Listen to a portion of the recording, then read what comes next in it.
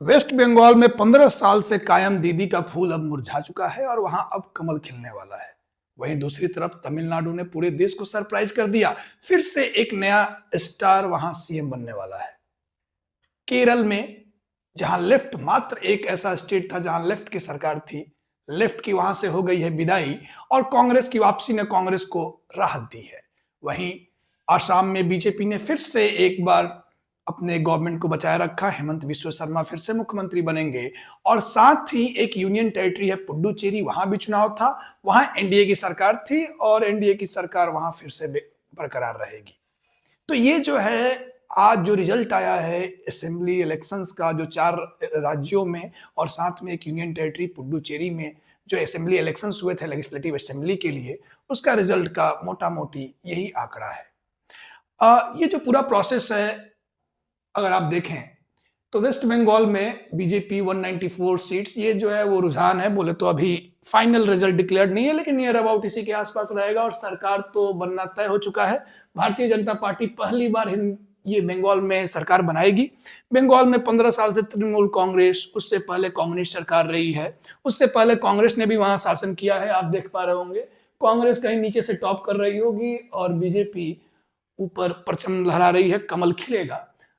तमिलनाडु में अगर आप देखें तो तमिलनाडु में फरवरी 2024 में लगभग 2 साल हुए होंगे। 2 साल पहले विजय थालापति, जो कि फिल्म स्टार है, एक्टर हैं, आप सब जानते होंगे इन्हें, काफी वेल नोन फेस हैं। इनकी पार्टी थी TVK.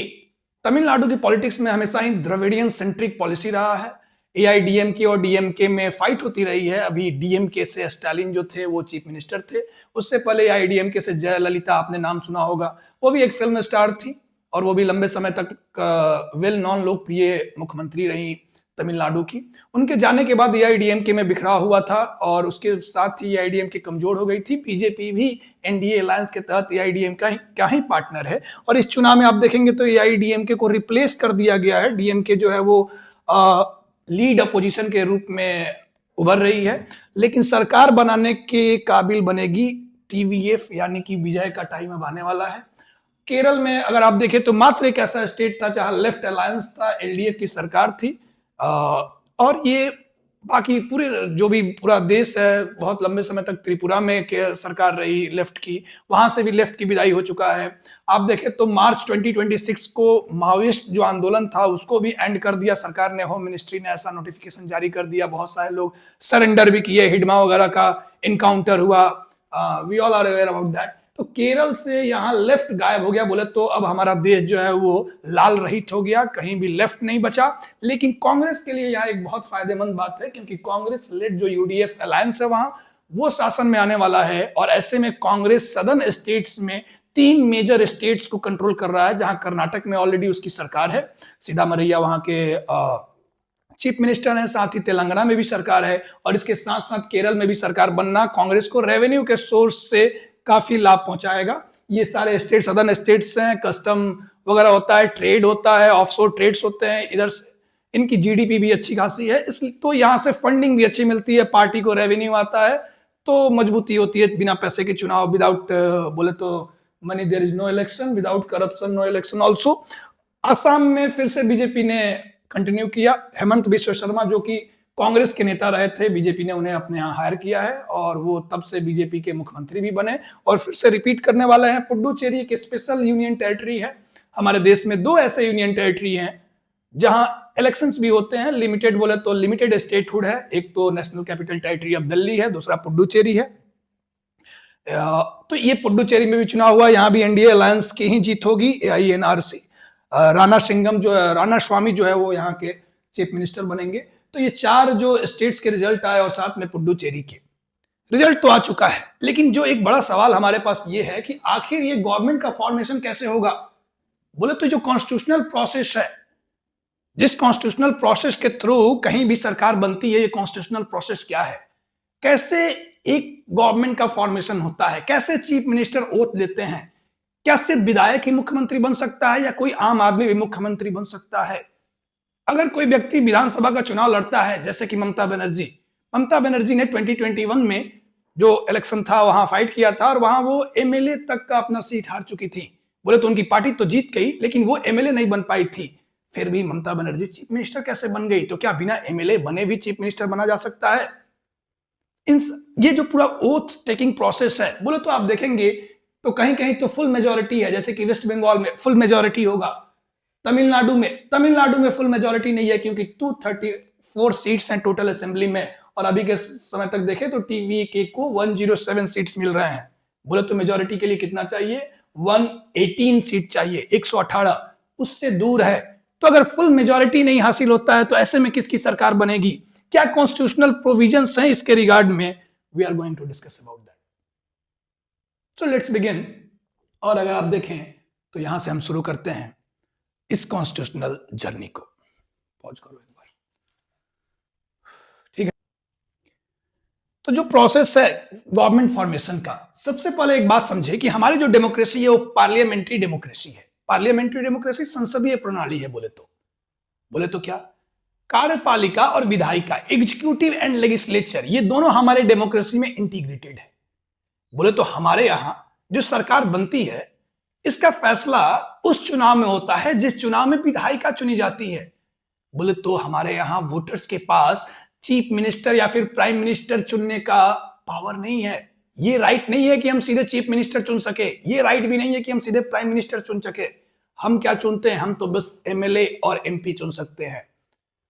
The member of legislative assembly जो हम चुनते हैं वो डिसाइड करते हैं, वो डिटरमाइन करते हैं कि आखिर कौन बनेगा मुख्यमंत्री, who will become the chief minister. ये जो प्रोसेस है, ये जहां एक इंटरकनेक्टिविटी है एग्जीक्यूटिव एंड लेजिस्लेचर के बीच। बोले तो चुनाव जो जनता चुनती है वो सिर्फ लेजिस्लेचर के मेंबर्स को चुनती है, जनता सिर्फ लेजिस्लेटिव असेंबली के मेंबर को चुनती है, और वो लेजिस्लेटिव असेंबली के मेंबर डिटरमाइन करते हैं कि who is going to lead the executive, सरकार का मुखिया कौन होगा। इस सिस्टम में आप समझते हैं कि प्रेसिडेंट एंड गवर्नर, ये दो ऐसे ऑफिसेज हैं, यूनियन के लिए प्रेसिडेंट एंड स्टेट में गवर्नर, ये दो ऐसे ऑफिसेज हैं जो डिटरमाइनिंग रोल प्ले करते हैं गवर्नमेंट के फॉर्मेशन में। बोले तो कौन बनेगा मुख्यमंत्री, हु विल डिटरमाइन, तो इसमें गवर्नर का एक डिस्क्रिशनरी रोल है। इसमें जो एमएलएज हैं उनका भी एक रिप्रेजेंटेटिव रोल है। लेकिन सबसे पहले अगर बात करें तो सबसे पहले किसी राज्य में अगर चुनाव प्रक्रिया शुरू होती है तो प्रोसेस शुरू कहां से होता है? So we all know that कि पार्लियामेंट्री डेमोक्रेटिक सेटअप में जो हमारा कॉन्स्टिट्यूशन है उसमें किसी भी एक हाउस का, बोले तो लेजिस्लेटिव असेंबली का जो मैक्सिमम टेन्योर है दैट इज 5 इयर्स, 5 साल तक। एक बार जो कॉन्स्टिट्यूशन हुआ, एक बार जब फॉर्मेशन हुआ, उस दिन से लेकर अगले 5 साल तक ही उस हाउस का लाइफ स्पैन है। 5 साल खत्म होते ही उस हाउस को डिसॉल्व होना पड़ता है एंड फिर से री इलेक्शन के लिए जाना पड़ता है। बोले तो फिर से रिफिल होती है, उसको, उसकी लाइफ को फिर से रिफिल करता है। कौन करता है? जनता ही जनार्दन है डेमोक्रेसी में। पीपल फिर से 5 साल के बाद लोग वोट करेंगे और वोट करके फिर से नए मेंबर्स को इलेक्ट करेंगे, फिर से नई सरकार बनेगी। यही प्रक्रिया फॉलो की जाती है। और हमारे डेमोक्रेसी में इस इलेक्शन को इंश्योर करने के लिए, ताकि ये election process free and fair हो सके, article 324 of Indian constitution provide करता है इलेक्शन कमीशन के बारे में। तो कुल मिला के बात करें तो हमारे डेमोक्रेसी में जो इलेक्शन का काम है वो एक इंडिपेंडेंट बॉडी करती है, क्योंकि डेमोक्रेसी का मतलब यही हुआ कि इलेक्शन फ्री एंड फेयर हो। और इलेक्शन फ्री एंड फेयर तभी होगा जब उसे कोई इंडिपेंडेंट बॉडी रेगुलेट करे। और इसलिए article 324 election commission of India के बारे में बात करता है। इलेक्शन कमीशन ऑफ इंडिया वो पैरामाउंट बॉडी है, वो अथॉरिटी है जो हमारे देश में डिफरेंट काइंड ऑफ इलेक्शंस को कंडक्ट कराती है। और प्रिसाइजली बोले तो कॉन्स्टिट्यूशनल स्कीम के तहत there are 6 kinds of election that election commission of India regulates.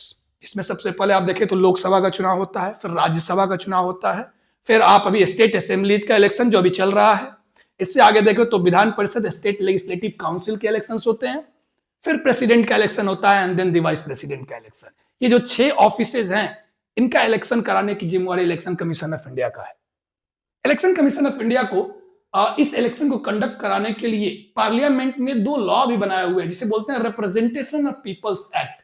Representation of peoples act 1950 में का भी एक है and representation of people act 1951 में भी एक बना हुआ है। ये दो लेजिस्लेशन, पार्लियामेंट्री लेजिस्लेशन, पार्लियामेंट ने ये एडिशनली जो दो लॉ बनाया है, इन दो लॉ और इस आर्टिकल के मदद से इलेक्शन कमीशन को पावर मिलता है, जिससे वो पूरे इलेक्शन प्रोसेस को गवर्न करता है from beginning till the end. बोले तो अभी आपने न्यूज में देखा होगा एसआईआर। एसआईआर जो है ये काफी बड़ा सब्जेक्ट मैटर रहा, डिस्प्यूटेबल रहा, बहुत लोगों के नाम काटे गए। इलेक्टोरल रोल को जो इंटेंसिवली रिवाइज कर रहा था election commission, special intensive revision जिसको नाम दिया था। तो इलेक्शन कमीशन को आखिर पावर कहां से मिलता है कि वो इलेक्टोरल रोल, बोले तो वोटर लिस्ट आम बोलचाल की भाषा में, उसको रिवाइज कर सके, उसको अपडेट कर सके। ये पावर पार्लियामेंट ने उसे दिया है। और रिप्रेजेंटेशन ऑफ पीपल एक्ट 1950 का सेक्शन 21 इलेक्शन कमीशन को यह मैंडेट करता है कि समय समय पे आप इलेक्टोरल कॉलेज को रिवाइज करते रहें, ताकि election process free and fair हो, ये इंश्योर किया जा सके। तो इस सेक्शन 21 ऑफ आरपीए 1950 से इलेक्शन कमीशन को पावर मिल रहा है, जिसके तहत वो प्रिपरेटरी, जो भी प्रिपरेटरी प्रोसेस होती है, जो प्रिपरेशन होता है इलेक्शन का, उस पूरे प्रिपरेटरी प्रोसेस के बारे में आरपीए 1950 बात करता है। जबकि जो पूरा इलेक्शन का ऑपरेशन होता है, जैसे कि मोरल कोड ऑफ कंडक्ट लग जाता, आचार संहिता, ये रिप्रेजेंटेशन ऑफ पीपल एक्ट 1951 इसके बारे में बात करता है। तो ये दो एक्ट और साथ में आर्टिकल 324 ये कुल मिला के पावर देते हैं इलेक्शन कमीशन को, और इलेक्शन कमीशन इलेक्शन कंडक्ट कराता है। तो समझिए कि जैसे ही 5 साल लेजिस्लेटिव असेंबली का हो गया, बोले तो बंगाल का legislative assembly for example, Bengal का लेजिस्लेटिव असेंबली 5 साल का हो गया। 2021 में पिछली बार चुनाव हुआ था, 2026 में 5 साल का हो गया। 5 साल का होते ही election commission of India role में आ जाता है। इलेक्शन कमीशन ऑफ इंडिया क्या करेगा? 5 साल के होते ही before the time ends, election commission का ये काम है कि वो चुन के, बोले तो बिफोर द टेन्योर एंड्स, इससे पहले कि वो टेन्योर एंड हो जाए, वो इलेक्शन कराकर और नए सदस्यों की लिस्ट गवर्नर को प्रोवाइड कर दे। ये इलेक्शन कमीशन का बोले तो एक ड्यूटी है। अगर इलेक्शन ये लोकसभा का होता तो प्रेसिडेंट को ये लिस्ट प्रोवाइड कर देता। तो इलेक्शन कमीशन अपने काम में लग गया। बोले तो 5 साल खत्म हो उससे पहले इलेक्शन कमीशन ने क्या किया? इलेक्शन कमीशन जो सबसे पहले करता है वो करता है कि अनाउंसमेंट ऑफ इलेक्शन डेट। जैसे ही इलेक्शन कमीशन अनाउंसमेंट करता है इलेक्शन डेट का, जैसे इलेक्शन कमीशन अनाउंसमेंट करेगा कि इलेक्शन डेट कब, इलेक्शन के डेट का, वैसे ही लागू हो जाता है मोरल कोड ऑफ कंडक्ट, जिसे हम बोलते हैं MCC. Moral code of conduct लगते ही जो गवर्नमेंट है वो बस प्रोविजनल गवर्नमेंट हो जाती है। बोले तो उसके पास बहुत कुछ नया बजट पास करने का पावर नहीं होता, और कंट्रोल ओवरऑल इलेक्शन कमीशन के पास चला जाता है। इलेक्शन कमीशन डेट अनाउंसमेंट के डेट से लेकर और रिजल्ट के दिन तक पूरे सिचुएशन को कंट्रोल करता है, सारे ब्यूरोक्रेट्स को कंट्रोल करता है, सारे एडमिनिस्ट्रेशन को कंट्रोल करता है। सब पावर उसके अंदर वेस्टेड होता है। और फाइनली इलेक्शन डे के दिन, जिस दिन रिजल्ट आने को है, इलेक्शन का रिजल्ट आने के बाद इलेक्शन कमीशन जो भी विक्टोरियस मेंबर्स हैं, जो भी ऐसे एमएलए हैं जो जीत कर आए हैं, उनको सर्टिफिकेट देगा, विनिंग सर्टिफिकेट प्रोवाइड करता है। वो विनिंग सर्टिफिकेट पाते ही जो मेंबर्स हैं वो एश्योर हो जाते हैं कि अब हम जीत चुके हैं, बोले तो इलेक्टेड हो चुके हैं। लेकिन इलेक्टेड होने के साथ ही वो मेंबर ऑफ लेजिस्लेटिव असेंबली नहीं बन गए। उन्हें तो इलेक्शन कमीशन ने बस अभी जीत का तमगा दिया है। मेंबर ऑफ लेजिस्लेटिव असेंबली बनने के लिए उन्हें कॉन्स्टिट्यूशनल प्रोसेस से होकर गुजरना पड़ेगा, बोले तो ओथ लेना पड़ेगा, और उस ओथ का जो प्रोसेस डिफाइंड है कॉन्स्टिट्यूशन में, उस प्रोसेस से होकर गुजरना पड़ेगा।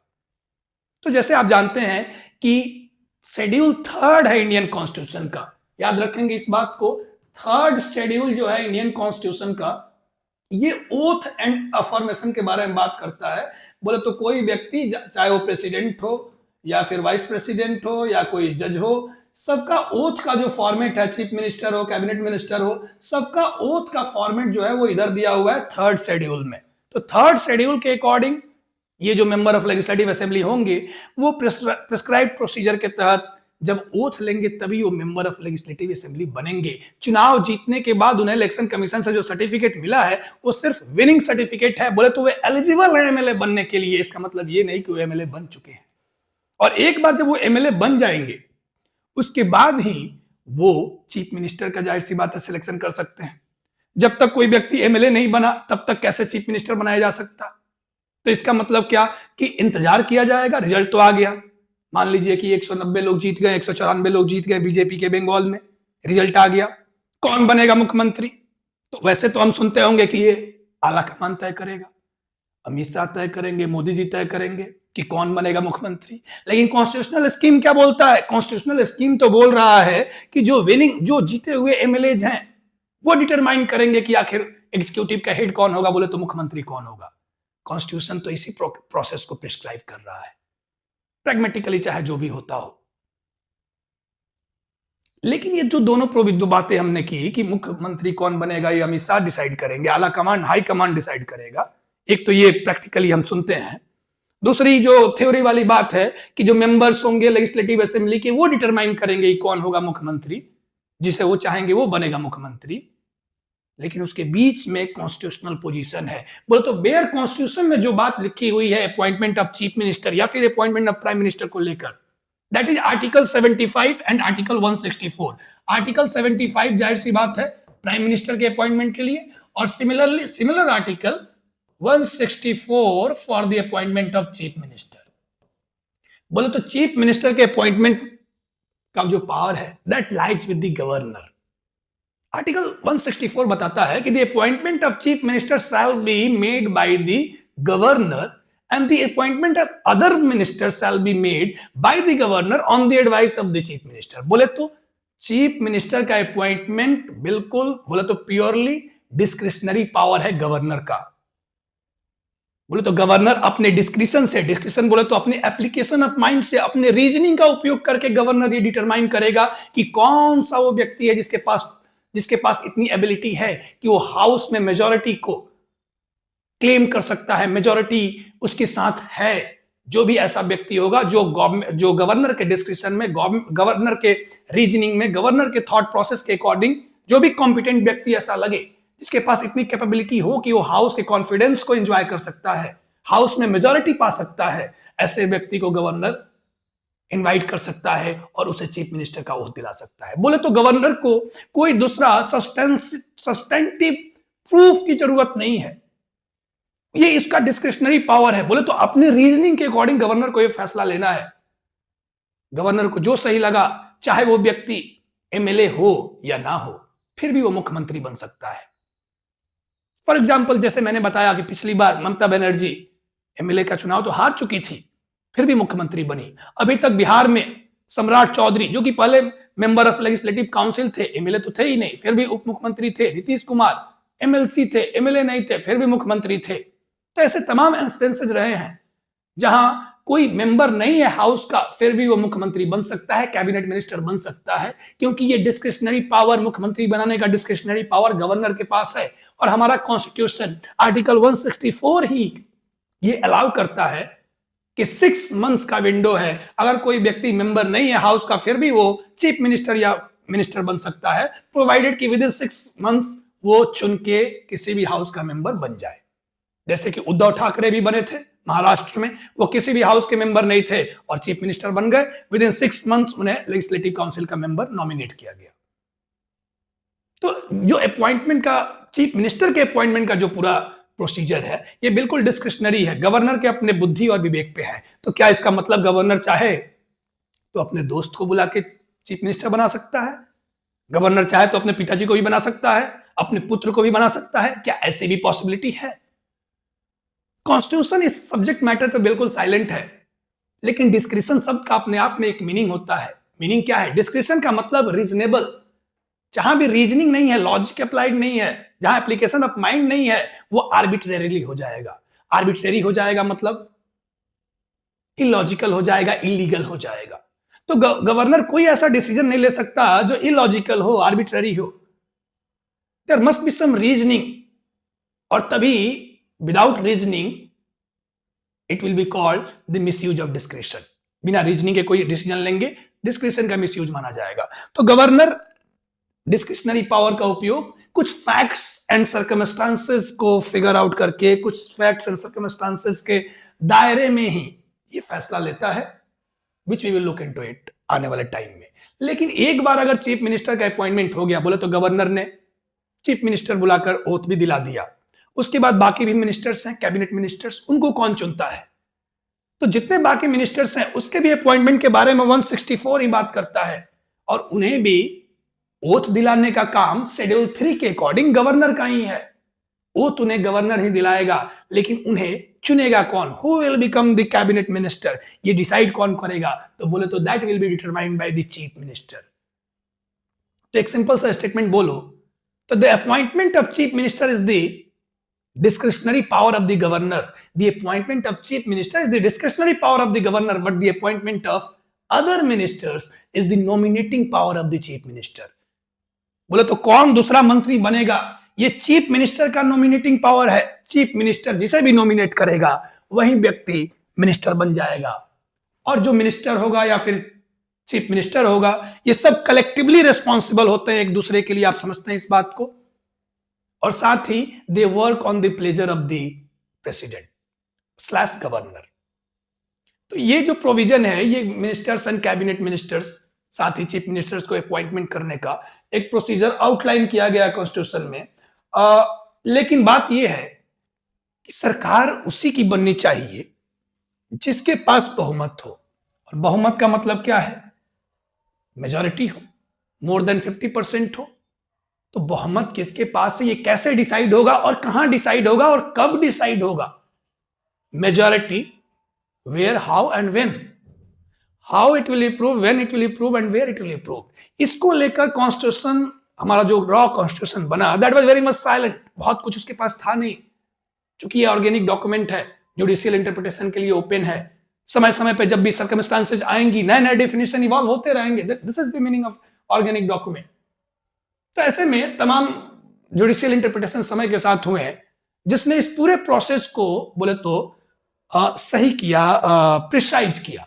अगर आप देखें तो लैंडमार्क कुछ केस हैं इसमें। SR Bommai versus union of India, ये केस जो है एसआर बोमई, जो कर्नाटक में सरकार थी, और उस सरकार को आर्टिकल 356 जो इमरजेंसी प्रोविजन है, स्टेट इमरजेंसी जिसको प्रेसिडेंट रूल भी बोलते हैं, आर्टिकल 356 इंपोज करके और कर्नाटक में सरकार को बर्खास्त कर दिया गया। एसआर बोमई तभी चीफ मिनिस्टर थे, ये सुप्रीम कोर्ट पहुंचे और सुप्रीम कोर्ट ने एसआर बोमई केस में फ्लोर टेस्ट की बात कही। फ्लोर टेस्ट बोले तो मेजॉरिटी गवर्नर ने अपने किसी एक को बोले तो मुख्यमंत्री बना दिया, लेकिन ये तो सिर्फ उसका एजम्पशन था, बोले तो उसका ओपिनियन था। एजम्पशन करना थोड़ा गलत होगा, ओपिनियन था कि ये व्यक्ति जो है वो मेजॉरिटी होल्ड करता है।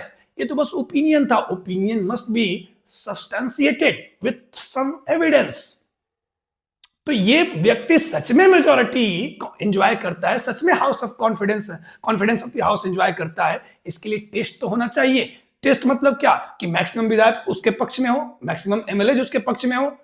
ये टेस्ट कहां और कैसे होगा? क्या ये टेस्ट गवर्नर के सामने होगा? क्या एक पन्ने पे साइन करके दे दिया जाए, बहुत सारे एमएलए साइन कर दें कि हम इनके फेवर में हैं लिखकर, और गवर्नर को दिखा दिया जाए, गवर्नर मान लेंगे कि इट्स ओके?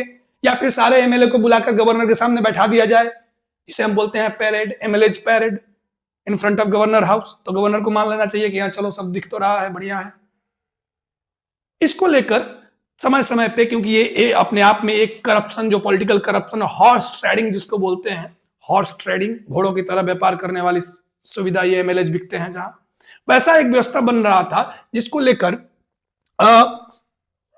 एसआर बोमई के केस ने इस पॉइंट को क्लियर कर दिया और उसने बोला कि the floor test must be conducted on the floor of the house. बोले तो लेजिस्लेटिव असेंबली या फिर पार्लियामेंट में ही ये फ्लोर टेस्ट होगा।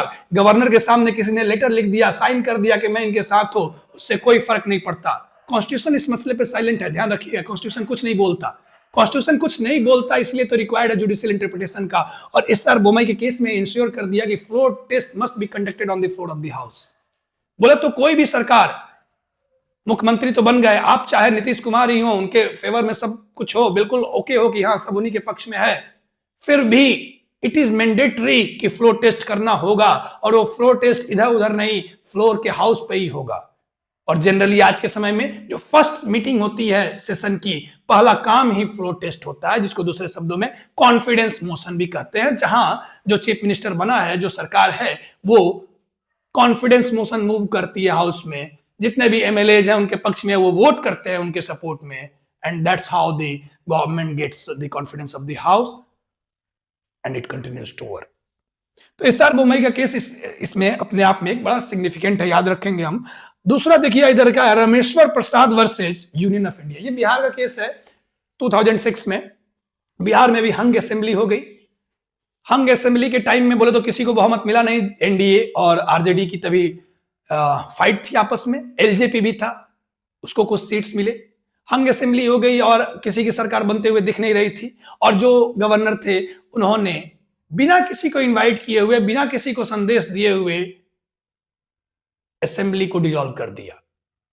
मसला कोर्ट पहुंचा और कोर्ट ने गवर्नर के जो ये फैसला था उसकी निंदा करते हुए बात कही कि governor has no such power. बोले तो गवर्नर ने क्या बोला था कि यहां पे इलीगल पोचिंग हो रही है, एमएलए की खरीद फरोख्त हो रही है, इससे पहले कि ये सब गलत चीजें हों, इससे पहले हम इसको बर्खास्त कर देते हैं ताकि कुछ भी गड़बड़ ना हो। सुप्रीम कोर्ट ने बोला कि किसी भी सब्जेक्टिव मोरल असेसमेंट के पे आप ये डिसीजन नहीं ले सकते। आपको ऐसा लग रहा है कि कुछ मॉरली गलत होने वाला है, ऐसे देश नहीं चलेगा, ऐसे सिस्टम काम नहीं करेगा। तो गवर्नर की जो फैसला था Rameshwar Prasad versus union of India, उसको दरकिनार करते हुए कोर्ट ने बोला कि जो भी सिट सिस्टम है, बोले जो भी कन्वेंशन है उसको फॉलो करना पड़ेगा। जब तक आपने किसी को अपॉर्चुनिटी नहीं दिया गवर्नमेंट फॉर्मेशन का, उससे पहले आपने कैसे ये डिटरमाइन कर लिया कि सरकार तो बन ही नहीं सकती है? अरे मौका तो दो, फिर तो बना के दिखाएंगे वो। तो ये रामेश्वर प्रसाद के बाद नबम राबिया के केस देखेंगे आप। ये अरुणाचल प्रदेश के चीफ मिनिस्टर थे और वहां भी पोचिंग की गई। लगभग 20 के आसपास जो है एमएलए वो भाग गए पार्टी छोड़ के, और उसके बाद वहां के जो स्पीकर जो थे वहां, उन स्पीकर को भी एक तरीके से खरीद लिया गया। जो कम से कम लगभग 22 एमएलए थे जिन्होंने छोड़ दिया था पार्टी को, उन 22 एमएलए को स्पीकर ने डिस्क्वालिफिकेशन नोटिस दे दिया कि आप डिस्क्वालीफाई हो जाएंगे। उन 22 एमएलए को जब डिस्क्वालिफिकेशन नोटिस दिया गया तो कुछ एमएलए ने स्पीकर को ही डिस्क्वालीफाई करने की नोटिस दे दी कि आप भी डिस्क्वालीफाई हो जाएंगे। ऐसे में अभी असेंबली सेशन शुरू होता उससे पहले ही गवर्नर ने असेंबली को बर्खास्त कर दिया और वहां प्रेसिडेंट रूल लगा दिया गया, आर्टिकल 356 इंपोज कर दिया गया। मसला सुप्रीम कोर्ट गया और सुप्रीम कोर्ट ने फिर से यहां ये बात कही कि गवर्नर के पास ऐसी कोई भी पावर नहीं है कि वो विल ऑफ द पीपल से आगे बढ़ के और असेंबली को डिसॉल्व कर दे, या फिर मैकेनिकली बोले तो सेल्फ इम्पोजिशन कर दे, जबरदस्ती एक ओपिनियन बना ले और प्रेसिडेंट रूल लगा दे। बोले तो बिना कैबिनेट के एडवाइस के गवर्नर के पास ना ही पावर है कि वो पार्लियामेंट या फिर लेजिस्लेटिव असेंबली का सेशन बुला सके, और ना ही उसके पास ऐसा कोई पावर है कि वो लेजिस्लेटिव असेंबली को डिसॉल्व कर सके। Government must act on the aid and advice of the cabinet. इस बात को इंश्योर किया, बोले तो कैबिनेट की सुप्रीमेसी को इंश्योर किया नबम रेबिया के केस ने। लेकिन ये एक मसला यहां छूटा रह गया, जो मसला था कि अगर स्पीकर खुद ही क्वेश्चनड है, स्पीकर को डिस्क्वालीफाई करने की नोटिस खुद ही पेंडिंग है, ऐसे केस में क्या 10th शेड्यूल के अंदर जो डिस्क्वालिफिकेशन होता है स्पीकर दूसरे को डिस्क्वालीफाई कर सकता है? ये केस ये जो पार्टिकुलर सब्जेक्ट मैटर था कि मान लो मैं स्पीकर हूं, स्पीकर के पास अधिकार है कि 10th शेड्यूल के तहत बोले तो दल बदल कानून जो है उसके तहत अगर कोई व्यक्ति पार्टी छोड़ के भाग गया तो स्पीकर के पास पावर है कि वो उसे बर्खास्त कर दे, बोले तो उसे डिस्क्वालीफाई कर दे। लेकिन मैं एज ए स्पीकर खुद ही मेरे ऊपर एक नोटिस है, मुझे ही डिस्क्वालीफाई करने का नोटिस पेंडिंग है। ऐसे में क्या मैं खुद ये फैसला ले सकता हूं कि उसे बाहर कर दूं? ये जो सब्जेक्ट मैटर था, ये जो क्वेश्चन ऑफ लॉ था, ये फिर से 2023 में जो शिवसेना का केस हुआ था, वहां सुभाष देसाई के केस में फिर से ये सब्जेक्ट मैटर सुप्रीम कोर्ट के सामने आया 2023 में, और तभी सुप्रीम कोर्ट ने इस सब्जेक्ट मैटर को 7 जज कॉन्स्टिट्यूशनल बेंच को रेफर कर रखा है, जिसका फैसला अभी भी आना बाकी है। तो ये नबम रेबिया का जो केस है, स्टिल बोले तो इसका पूरा समाधान हुआ नहीं, लेकिन ये सर्टेन केस लॉज के थ्रू जो हमारा ये प्रोसेस है पूरा गवर्नमेंट फॉर्मेशन का, वो प्रिसाइजली मोर बेटर हो सका है। लेकिन अगर एक हम सिस्टम की बात करें कि अगर पूर्ण बहुमत की सरकार बन गई तो ठीक है, मान लीजिए गवर्नर को भी ओपिनियन बनाना आसान होगा, जैसे कि बंगाल में बीजेपी की सरकार बन गई तो इट इज वेरी ओके कि हाँ ठीक है, बीजेपी का जो भी नेता होगा, जो वहां की पार्लियामेंट्री, जो वहां की लेजिस्लेटिव बॉडी जो है, एमएलए जो है, वो जो तय करेंगे जो गवर्नर को बताएंगे, गवर्नर उसे बुलाकर मुख्यमंत्री का शपथ देगा, मुख्यमंत्री फिर अपने टीम में जिनका नाम देगा, गवर्नर उन्हें बुलाकर कैबिनेट मिनिस्टर का शपथ दिला देगा। Very okay. लेकिन अगर किसी भी पार्टी को बहुमत नहीं मिलती, देन व्हाट? तो अगर किसी भी पार्टी को बहुमत नहीं मिलती, ऐसे केस में सरकार या कमीशन का कुछ रिकमेंडेशन था। 1988 में ये रिकमेंडेशन आया और उसका रिकमेंडेशन था कि ये कन्वेंशन को फॉलो किया जाए। बोले तो क्या कन्वेंशन होना चाहिए? तो जनरली जो एक सीक्वेंस, जो क्रोनोलॉजी होनी चाहिए, बोले तो गवर्नर जो इनवाइट करता है किसी को मुख्यमंत्री बनने के लिए, तो इनविटेशन जो है वो तो इंटरिम ओपिनियन पे है, टेम्पररी ओपिनियन पे है कि इसके पास इतनी ताकत है कि ये मेजॉरिटी हासिल कर लेगा। अगर ना कर पाया तो फिर तो सरकार को गिरना ही पड़ेगा, फिर दूसरे को मौका देना पड़ेगा। तो ऐसे में एक क्रोनोलॉजी फॉलो किया जाना चाहिए मेजॉरिटी के लिए। बोले तो सबसे पहले क्या कि सबसे पहले आप देखिए, सबसे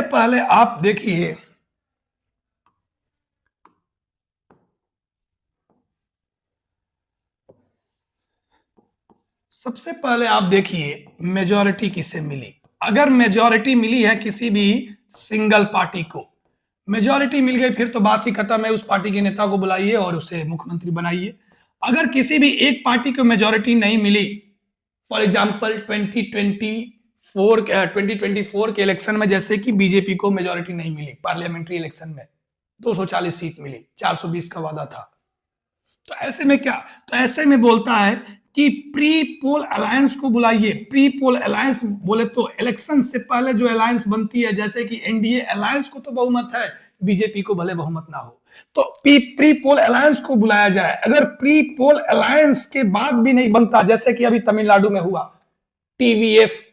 टीवीके और जो कोई दूसरी पार्टी है उसके बीच कोई अलायंस नहीं है, लेकिन आगे आने वाले सिचुएशन में हो सकता है कि विजय और कांग्रेस दोनों साथ मिलकर सरकार बना ले, तो ये पोस्ट पोल अलायंस होगा। बोले तो पोस्ट पोल अलायंस का भी सिनेरियो इमर्ज हो सकता है। अगर प्री पोल अलायंस से सरकार नहीं बनती तो पोस्ट पोल अलायंस से बन सकती है। लेकिन पोस्ट पोल अलायंस में दावा तो सब लोग कर सकते हैं कि मुझे बना दो, मैं पोस्ट पोल अलायंस कर लूंगा। उस दावे का भी तो कोई बैकग्राउंड होना चाहिए, तो उसमें भी तो सीक्वेंस देखना होगा। बोले तो पोस्ट पोल अलायंस के लिए तमिलनाडु में डीएमके को भी बुलाया जा सकता है, डीएमके आईडीएमके मिलकर कहीं सरकार बना ले, क्या पता, ये भी पॉसिबिलिटी हो सकती है। तो गवर्नर आखिर किसे बुलाए? पोस्ट पोल अलायंस के में ही जब सरकार बनाने की कोशिश की जा रही हो तो गवर्नर पहले डीएमके को बुलाए, एआईडीएमके को बुलाए, या कांग्रेस को ही बुला ले 2-4 सीट के साथ। तो इसके लिए जो सीक्वेंस तय किया गया कि अगर यहां तक बात नहीं बनती तो फिर गवर्नर बुलाएगा लार्जेस्ट सिंगल पार्टी को। बोले तो जो पार्टी सबसे लार्जेस्ट होगी उसे मौका दिया जाएगा पोस्ट पोल अलायंस फॉर्मेशन का। और सिमिलरली अगर लार्जेस्ट सिंगल पार्टी नहीं फॉर्म कर पा रही है, गवर्नर के ओपिनियन में लगता है कि सेकंड लार्जेस्ट सिंगल पार्टी कर सकती है, उसे बुलाया जा सकता है। और अगर इन सिचुएशन में ये कोई भी सिचुएशन ओके नहीं होता तो फिर एक होता है पोस्ट पोल अलायंस, जिसमें सरकार में शामिल ना होकर बाहर से समर्थन देना। आपने सुना होगा, बोले तो बाहर से समर्थन देने की प्रक्रिया होती है जहां पार्टी गवर्नमेंट के में बोले तो कैबिनेट मिनिस्टर के रूप में शपथ नहीं लेती, बस वो वोटिंग के टाइम एब्सटेन कर देती हैं, जिससे कि टोटल नंबर जो है हाउस का वो कम हो जाता है और कम नंबर के साथ भी किसी की मेजॉरिटी प्रूव हो सकती है। फॉर एग्जांपल अगर 300 सीट है और विजय के पास फॉर एग्जांपल 150 ही, विजय के पास 120 ही सीट आया हुआ है, तो ऐसे में बाहर से समर्थन देने का मतलब कि कोई एक पार्टी जिसके पास 40-50 सीट हो वो इलेक्शन के दिन आए ही ना। अगर 60-70 सीट के साथ आएगी ही नहीं तो जो टोटल वोटिंग 300 सीट्स के बीच में होनी थी वो 220-230 के बीच में हो जाएगी, और ऐसे में 120 भी अपने आप में काफी होगा मेजॉरिटी प्रूव करने के लिए। तो एक्सटर्नल सपोर्ट भी इसको बोलते हैं।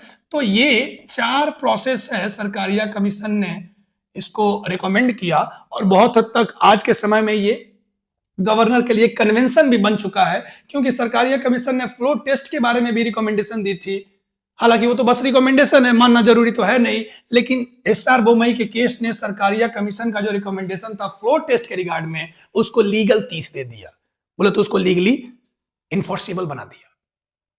अब देखिए कुछ थोड़ा बहुत एक आध ड्रामा के बारे में हम बात करते हैं। देखिए तो ये 48 घंटे का सीएम बोला जाता है जगदम्बिका पाल को। उत्तर प्रदेश में कल्याण सिंह की सरकार थी और कल्याण सिंह की सरकार को बर्खास्त करके और जगदम्बिका पाल को चीफ मिनिस्टर बना दिया गया।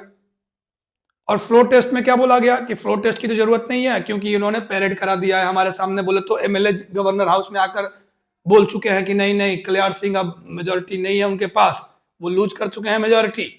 जगदम्बिका पाल को हम लोग सपोर्ट कर रहे हैं, इन्हीं को मुख्यमंत्री बनाइए। गवर्नर ने बना दिया। मसला चला गया सुप्रीम कोर्ट। कोर्ट ने क्या बोला, गवर्नर आपके पास इतना पावर ही नहीं है। बोले तो मेजोरिटी है कि नहीं है ये कहां तय होगा, आपके घर में तय नहीं होगा, आपके द्वार पे तय नहीं होगा। It will be tested on the floor of the house, floor test होगा। बोले तो अगर सरकार के पास बहुमत नहीं है तो इसके लिए फ्लोर ऑफ द हाउस में नो कॉन्फिडेंस मोशन की जरूरत है, ना कि गवर्नर एक कान में कोई आकर फुसफुसा दे कि सरकार गिरा दीजिए और गवर्नर साइन करके गिरा दे। तो जगदम्बिका पाल के केस में सुप्रीम कोर्ट ने फ्लोर टेस्ट को बोला और ये जो फ्लोर टेस्ट था ये कंपोजिट फ्लोर टेस्ट था। कंपोजिट मतलब क्या, दोनों खेमों को बोला कि चलो एक साथ फ्लोर टेस्ट करके दिखाओ, तुम पास कर पाए तो ठीक है, तुम नहीं कर पाए तो फिर वो करेगा, वो पास कर पाया तो ठीक है। ऐसे में जगदम्बिका पाल फेल हो गए, जाहिर सी बात है, इस कंपोजिट फ्लोर टेस्ट में, और टाटा बाय बाय करना पड़ा उन्हें। मुख्यमंत्री की कुर्सी फिर कभी नसीब नहीं हुई।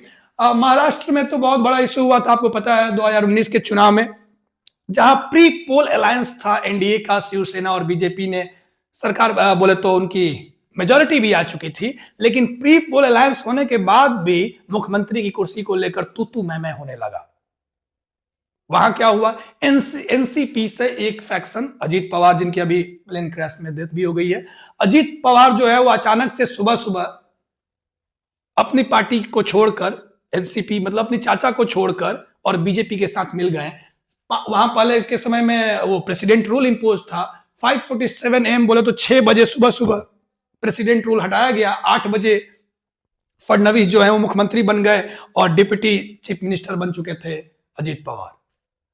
सुप्रीम कोर्ट ने क्या बोला, सुप्रीम कोर्ट ने बोला कि बिना फ्लोर टेस्ट किए ये चोरी चोरी चुपके चुपके कैसे क्या हो गया, और सुप्रीम कोर्ट ने तत्काल प्रभाव से फ्लोर टेस्ट करने की इजाजत बोले तो रिकमेंडेशन कर दिया, ऑर्डर दे दिया कि तत्काल प्रभाव से फ्लोर टेस्ट किया जाए। चूंकि मेजोरिटी थी नहीं, इससे पहले कि जग हसाई होती ये सरकार ही बर्खास्त हो गई, उसी दिन इन्होंने इस्तीफा दे दिया इन सब ने, और फिर नई कहानी हुई। नई कहानी में जहां रिजॉर्ट पॉलिटिक्स की शुरुआत हुई उसी केस में, और बहुत सारा शिवसेना वर्सेज डिप्टी स्पीकर का भी केस आया, जहां 10th शेड्यूल पे भी बहुत सारे जजमेंट आए। 2022 से लेकर 2023 तक ये इवेंट चला, और ये जो पूरा केस हुआ इसने कॉन्स्टिट्यूशनल एंड खासकर बोले तो इलेक्टोरल कॉन्स्टिट्यूशनल लॉ को बहुत हद तक, बहुत सारी लूप होल्स को ठीक कर दिया है।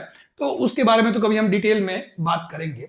अभी अगर आप देखें तो ये क्लियर मेजोरिटी जो होता है, गवर्नर को क्या करना है, अगर मेजोरिटी क्लियर है तो bound to invite majority leader, उसमें कोई इफ एंड बट नहीं है। अगर हंग असेंबली है तो डिस्क्रिशन है, सबसे पहले किसे बुलाएंगे, प्री पोल अलायंस, फिर लार्जेस्ट पार्टी एंड फिर पोस्ट पोल अलायंस को। अगर किसी का मेजोरिटी नहीं है, अगर कोई मेजोरिटी लूज कर रहा है, ऐसा क्लेम किया जा रहा है, तो ये मेजोरिटी लूज करना कहां तय होगा, फ्लोर ऑफ द हाउस पे तय होगा, ना कि गवर्नर के घर के सामने या फिर उसके दरवाजे के सामने तय होगा। तो ये बेसिक कुछ लॉज हैं, कुछ नियम हैं। एक छोटा सा सवाल, अगर कोई व्यक्ति चीफ मिनिस्टर, कोई व्यक्ति एमएलए एमपी नहीं है, फिर भी वो सीएम और पीएम बन सकता है, प्रोवाइडेड कि 6 महीने के अंदर उसे इलेक्ट होके आना पड़ेगा, किसी ना किसी हाउस का मेंबर बनना पड़ेगा। थिंक अप ए सिचुएशन कि अगर कोई व्यक्ति एमपी एमएलए नहीं है, फॉर एग्जांपल एमएलए ही नहीं है, बिना एमएलए बने वो मुख्यमंत्री बना, वो चुनाव लड़ा और हार गया, क्या ऐसे में फिर भी वो मुख्यमंत्री बना रह सकता है? क्या फिर वो दोबारा चुनाव लड़ सकता है? दोबारा बोले तो दोबारा भी हार गया तो क्या वो तीसरी बार चुनाव लड़ सकता है? जब तक बोले तो जीते नहीं, लड़ता रहे और 6-6 महीना के लिए एक्सटेंशन पाता रहे, क्या ये पॉसिबिलिटी है?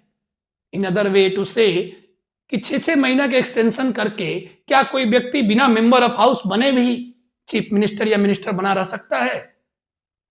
आपको जवाब पता होगा तो कमेंट बॉक्स में आंसर कीजिएगा। अगली वीडियो में हम लोग इसके बारे में बात करेंगे। Thank you very much, all the best.